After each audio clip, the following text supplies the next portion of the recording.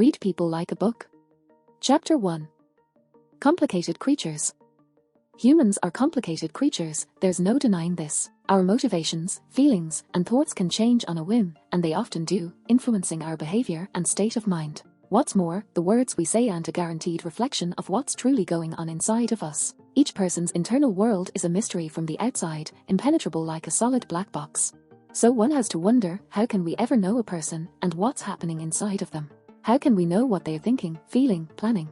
The answer for most of us is that we can't, at least, not without the proper tools. But luckily, reading people is a learned skill we can all develop, as long as we know what external signs to pay attention to. The acclaimed author and social skills coach Patrick King has spent years studying and perfecting the art of reading people. In his best-selling book Read People Like a Book, King offers his cohesive methodology for quickly and effectively analyzing other people and their behavior. By learning to read other people, we can become better communicators, forge deeper connections, and even sense when we're being deceived. For instance, consider how many times your first impression of someone has been wrong, probably more times than you care to admit. But King believes it's possible to increase the accuracy of our first impressions by bearing 3 things in mind. First, context is important. Sure, someone might stumble over their words while lying, or they might just be tired or distracted. This applies culturally as well. Some behaviors and customs vary depending on where you're from. The second is always try to establish a baseline of behavior, even if you're short on time. If you get a sense of a person's normal, you can then perceive behavior that isn't normal and interpret accordingly. King stresses that analysis can only happen with data, not a single datum. So, it's important to look for broader trends, patterns, and clusters. And finally, King believes the key to understanding other people is actually understanding yourself. Try to be aware of your own biases and tendencies, otherwise, you'll project them onto others and your reading won't be accurate. In the following chapters, we'll deep dive into some of King's preferred methods for fine-tuning our people reading skills. We'll take a closer look at behavior and motivation, interpreting body language, lie detection, and using our gut instinct. Ultimately, by understanding people better, we can become more intuitive and learn to get what we want. The main ideas, Chapter 1. Reading people accurately is a learned skill we can all develop to get what we want. Humans are deep and complex, often a mystery from the outside. It's important to keep context in mind, establish a baseline, and know our own biases. Chapter 2. Behavior and motivation. We've all been in situations where someone has acted in a way that surprised or confused us. But King believes we can interpret, predict, and even influence behavior if we understand what fuels it, motivation. After all, there's always some reason behind our behavior, whether we're conscious of it or not. In thinking about motivation and behavior, King touches on 2 major psychological theories. The first is Carl Jung's concept of the shadow, which is essentially our dark side. It contains all aspects of our personality that we've disowned, ignored, or turned away from. Even though it's a repressed part of us, it still exists within us and influences our thoughts and feelings, and, in turn, our behavior. And often, we unconsciously attribute our own insecurities onto other people as a defense mechanism. This is called shadow projection. Take, for example, the person who desperately tries to pose as an intellectual. They dismiss everything as stupid and criticize others at every turn. If we think about their shadow, it's likely that, deep down, this person actually feels intellectually inferior. To compensate for this, they project their shadow onto others and act with intellectual superiority. Considering all of this, you can make better sense of their behavior and use it to your advantage. You could be more persuasive, or even manipulative, by complimenting this person's intelligence to get them on your side. Or you could use this insight to show greater understanding and compassion to connect with this person on a deeper level. Another psychological theory that King believes is useful for improving our people reading skills is the pleasure principle. First popularized by Sigmund Freud, the pleasure principle dictates that the human mind does everything it can to seek out pleasure and avoid pain. If we understand this, we can make better sense of people's behavior on a fundamental level. More often than not, we choose pleasure in the moment, rather than considering future pain. This can partly explain procrastination or addictive behaviors that to an outside perspective might not serve a person's best interests. Smoking, drinking, and gambling all bring pleasure in the moment, and it can be difficult for us to acknowledge the long-term possibility of pain.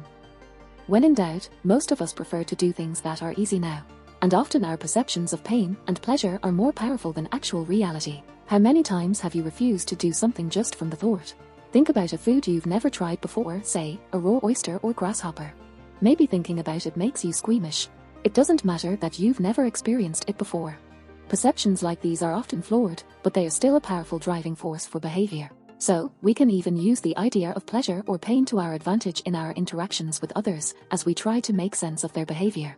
By having a basic grasp of human psychology, we can have a deeper understanding of why people act as they do. This allows us to become more intuitive and connect with people more efficiently and effectively. In the next chapter, we'll focus on how to deal with someone we suspect is trying to deceive us. The main ideas, Chapter 2. By understanding how motivation works, we can get a better handle on behavior. We all have a dark side to our personalities that can influence how we behave. The pleasure principle can sometimes explain human behavior that doesn't serve us. Chapter 3. Becoming a human lie detector. Contrary to what anyone tells you, there aren't any certain signs that someone is lying. As we've gone over, everyone is unique and behaves differently, and this also applies to when we lie. Some people may become extremely talkative and animated. Others might develop a tic or seem distracted. And even if someone seems nervous, it doesn't always indicate a lie. Maybe this person is nervous because they sense your distrust. So in doing our lie detecting work, we must proceed with extra caution.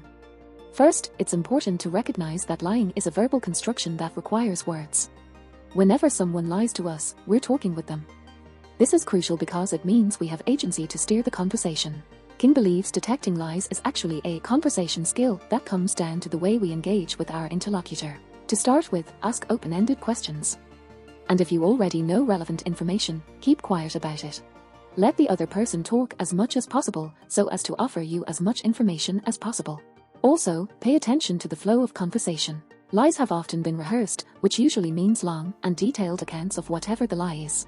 So, if you interrupt with random or unrelated questions, you might be able to fluster them. People telling the truth are often more confident saying, "I don't know," or pausing to think about something they are unsure of. Spontaneous liars are often bad liars, so use the element of surprise to your advantage. Telling the truth is much easier than telling a lie. Whereas the truth is based on our memory, lying is a fabrication, a spontaneous creation. And this requires more mental energy. Keeping this in mind while conversing with a liar, we can actively try to overload their brain so they'll be more likely to crack. One way to do this is to lie about something yourself. If you change your story periodically, you give a liar even more details to keep track of.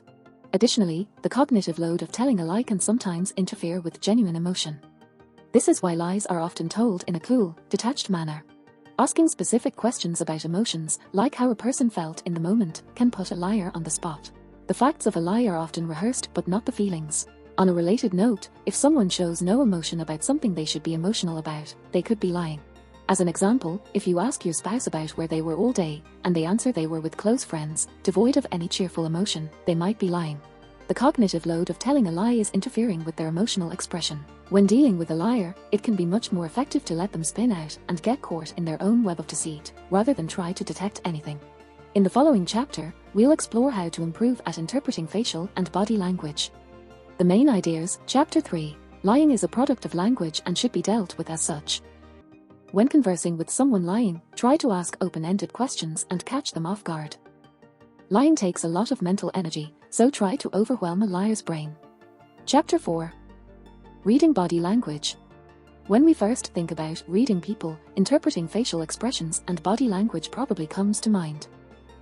And luckily, some of our more basic emotions are largely communicated non-verbally. If we know what to look for, we can fine-tune our skills to get an accurate read on how a person is feeling, despite what they say. The psychologist Paul Ekman first broke down our facial expressions into two categories. Macro expressions are big and familiar, like an obvious smile or deep frown. They typically last for up to 4 seconds. Micro expressions are a bit trickier. Sometimes as quick as a second, they are much more subtle and fleeting, imperceptible if you're not looking for them. These smaller facial movements often look the same as their larger, longer counterparts. But unlike macro expressions, Ekman found that micro expressions are largely involuntary and spontaneous. In other words, micro expressions can't be faked and more accurately reflect how a person feels. While these signs aren't definitive, if you're paying attention to them, you can be more in tune with whomever you're trying to read. For example, if a colleague is slighted at work, they might insist they're feeling fine. But if you perceive that their micro-expressions indicate sadness or anger, it's likely that they are bothered and not fine. You can then use this information as you like, either to check in with them again or use it against them in the future. Why stop at just the face when we have the body to read as well? Think of a newborn baby. Long before they have the language, they are able to instinctively communicate what they want. Nonverbal communication is fundamental to humankind. And if we pay careful attention, it's possible to observe someone processing in real time, in an intensely physical way. When we feel stressed or threatened, most of us instinctively resort to pacifying behaviors as a way to soothe ourselves. Most kinds of cradling, stroking, or rubbing can be seen as attempts to self-soothe. The neck is an extremely vulnerable area, and we may feel the unconscious need to stroke or protect it in moments of duress. This also includes fidgeting with a tie or necklace. Touching or rubbing the forehead is also a sign of emotional distress. This can also manifest as rubbing one's legs intensely, licking the lips, or stroking one's beard. So if someone is self-pacifying, it's a pretty safe bet they are experiencing emotional distress, whether they want you to know this or not. We're almost always communicating how we feel with our face and body, regardless of whether we intend to. If we know to look for these moments of nonverbal communication, they can serve as further data points in our process of learning to read people. In the final chapter, we'll explore some further observational skills and how to use our gut instincts. The main ideas, Chapter 4. Humans largely communicate nonverbally, often spontaneously. Micro-expressions of the face are subtle and involuntary. Body language that reflects self-soothing can indicate emotional distress. Chapter 5. Using your gut. We've all heard the terms gut instinct or intuition before. Certain studies show that going with your gut can actually be fairly accurate. Malcolm Gladwell explored this in his book Blink, The Power of Thinking Without Thinking. For example, several art experts noted a bad feeling they had when appraising a new sculpture. It later turned out the sculpture was fake.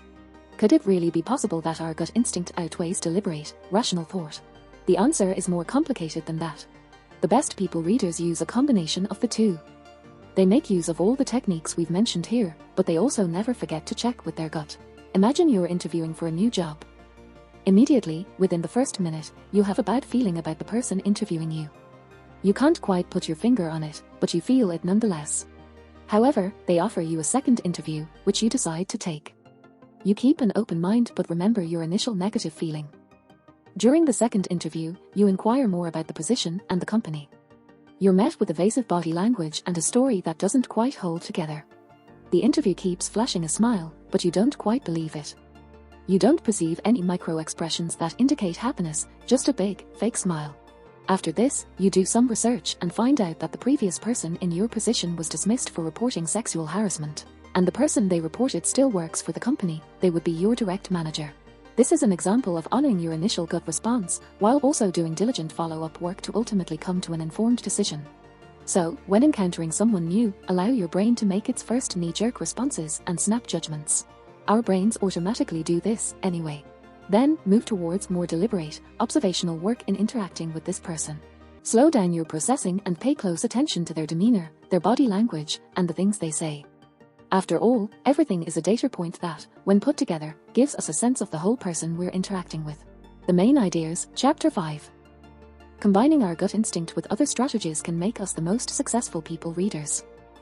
Allow your brain to make snap judgments. Keep those judgments in mind moving forward.